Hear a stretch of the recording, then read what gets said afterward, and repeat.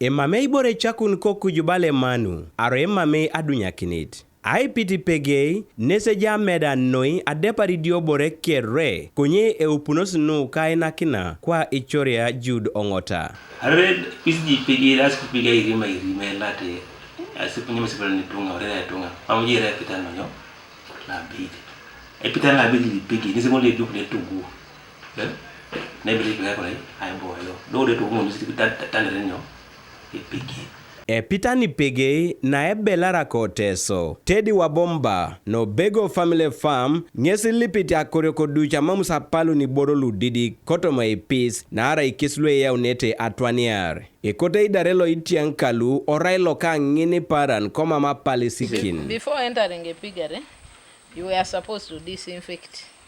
You clean your hands, clean your legs so that you disinfect, because whenever we step, shoes, tires, those are the things which carry parasites or vectors inside the piggery.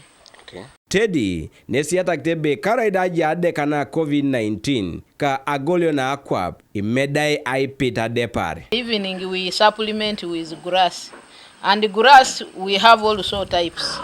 Now in this grass here we have what we call star grass, what they call Emuria innatus. It gives us carbohydrates.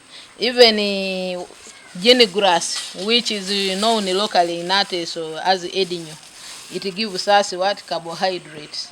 So we get this grass and mix all of them. We have even what we call wandering dew, which is known innatus as ecoropot. It is very good. It gives us what? Vitamins. This wandering dew gives us vitamins.